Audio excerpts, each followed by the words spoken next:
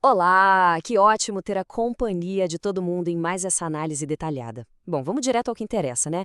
É super comum a gente pensar que ter grandes ambições é o primeiro e talvez o mais importante passo para o sucesso. Mas e se essa mesma missão gigante for, na verdade, uma baita de uma armadilha disfarçada? Pois é, hoje a gente vai explorar uma fonte simplesmente fascinante que desvenda exatamente o porquê de que ter aqueles planos perfeitos e sonhar lá nas alturas pode, ironicamente, levar a zero execução. Sério, é uma perspectiva de explodir a cabeça. E isso leva a gente a uma pergunta que não quer calar. Por que pessoas extremamente ambiciosas simplesmente travam? É um mistério frustrante. É fácil lembrar de alguém, ou até perceber em nós mesmos, aquela capacidade de visualizar perfeitamente a linha de chegada, de saber nos mínimos detalhes do ponto onde se quer chegar, mas, de alguma forma mágica, a situação permanece estagnada na mesma posição enquanto os anos passam voando. O material que vamos dissecar hoje quebra essa dinâmica de um jeito muito revelador. Parte 1. O samurai ambicioso.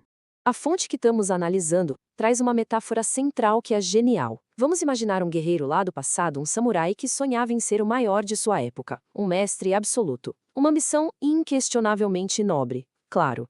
Mas o contraste de atitudes na prática é onde a coisa se revela.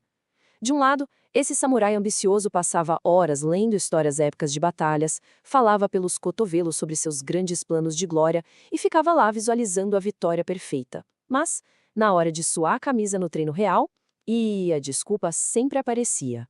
Ah, o clima não tá bom, o corpo tá meio dolorido, ou aquela velha história clássica de que era preciso planejar só mais um pouquinho. Na outra ponta, os guerreiros comuns, talvez sem um pingo dessa ambição inicial toda, faziam o exato oposto. Eles iam lá e treinavam todo santo dia, repetiam o básico até a exaustão, erravam feio e ajustavam. E o resultado inevitável? Esses caras comuns acabaram desenvolvendo habilidades reais e deixaram comendo poeira aquele samurai que vivia preso no mundo da imaginação. Parte 2. A ilusão de progresso.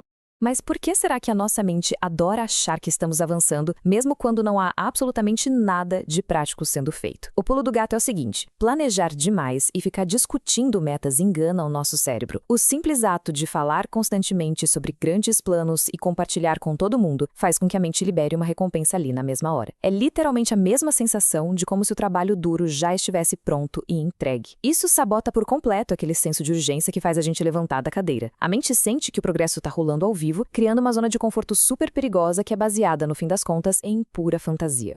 E aqui vem uma constatação dura que a fonte nos dá. Preparação sem execução é só procrastinação usando um disfarce bonito. A grande questão é que não tem absolutamente nada de errado em visualizar o sucesso ou montar uma baita estratégia. O perigo real, aquele que derruba de verdade, surge quando essas coisas viram o objetivo final. É muito comum que aquele planejamento super complexo substitua o suor e o trabalho pesado, e nessa hora ele deixa de ser uma ferramenta útil e vira só uma rota de fuga extremamente confortável para fugir da dificuldade da ação. Parte 3. A ação gera motivação. A falha fatal na cabeça de muita gente é acreditar naquele velho mito de que a motivação precisa cair do céu como uma onda mágica de energia antes do primeiro passo ser dado. Costumamos usar muito essa fórmula furada de esperar a tal da inspiração baixar para só então agir.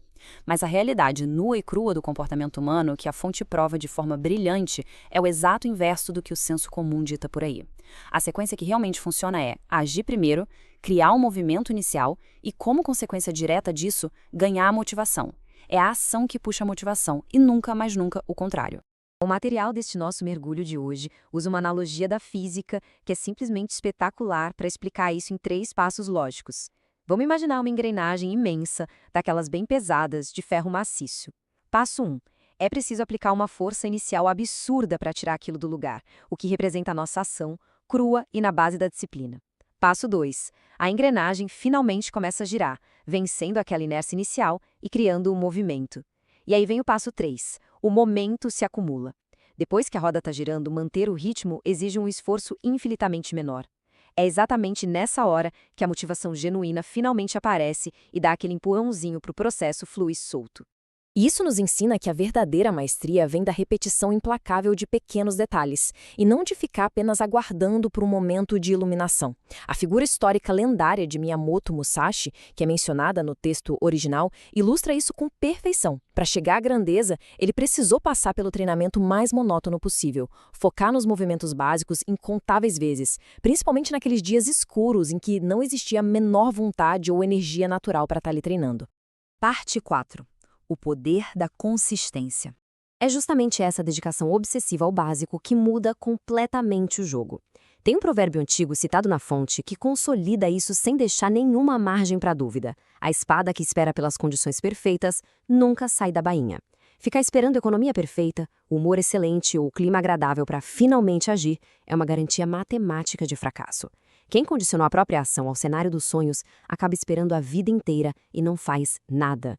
Além do mais, existe um custo psicológico escondido, mas muito real, em não agir. Tomar uma atitude, por menor que seja, reforça de forma contínua a identidade de uma pessoa disciplinada. Por outro lado, pular a ação faz um estrago silencioso e perigoso na nossa mente. Cada tarefa que é empurrada com a barriga, cada pequeno acordo interno que é quebrado, vai destruindo a autoconfiança de um jeito muito sutil ao longo dos dias. Acaba se criando um padrão automático de hesitação, onde a própria capacidade de realizar as coisas começa a ser colocada em dúvida. E não por falta de talento, mas pelo simples hábito de não fazer o que precisa ser feito. Parte 5. Interrompendo o padrão. Felizmente, a fonte não traz só o diagnóstico do problema. Ela entrega a solução direta para quem se vê refém dessa situação. O ponto de virada exige atitudes drásticas para quebrar esse ciclo vicioso de procrastinação. O primeiro passo, que é super vital, é notar aquele exato milissegundo em que surge o impulso de deixar para depois. No instante em que esse impulso aparece, a decisão imediata tem que ser fazer exatamente o oposto. E aqui vão as chaves de ouro para a mudança real. Agir e fazer de forma mal feita mesmo, se for preciso, só para sair do zero. Fazer sem sentir um pingo de motivação. Fazer até mesmo naqueles dias de péssimo humor. O objetivo no começo não é buscar um trabalho perfeito, mas sim interromper à força essa resposta automática do cérebro de adiar as coisas. Agir contrariando as próprias emoções negativas é o mecanismo mais prático para reconfigurar os padrões mentais para o sucesso. E tudo isso acontece porque a verdadeira disciplina é construída assim, nas sombras. Exatamente quando não tem nenhuma recompensa imediata caindo na conta, quando não há aplausos em volta e quando o tanque de motivação está completamente vazio. A disciplina não é um talento mágico que vem na genética. Ela é forjada na marra, nesses momentos super silenciosos, invisíveis e frequentemente chatos, onde a escolha por executar vence a tentação sedutora de ficar no conforto sem fazer nada. E chegamos numa constatação final do texto original que é impactante. A diferença abismal entre quem somos hoje e as figuras que poderíamos nos tornar no futuro não está na quantidade de conhecimento que acumulamos, mas sim naquilo que executamos de forma consistente. Talento é comum, informação tem aos montes em qualquer lugar, e a pura ambição de ficar sonhando acordado pode ser só uma armadilha reconfortante. A execução pura, crua e inabalável é a única ponte que realmente existe entre uma ideia e a realidade. Então, a reflexão que fica para todos nós após esta análise é: qual é aquela pequena ação, por mais imperfeita que seja no começo, que precisa ser iniciada hoje mesmo para quebrar de vez o feitiço dessa ambição que paralisa? Fica aí a provocação.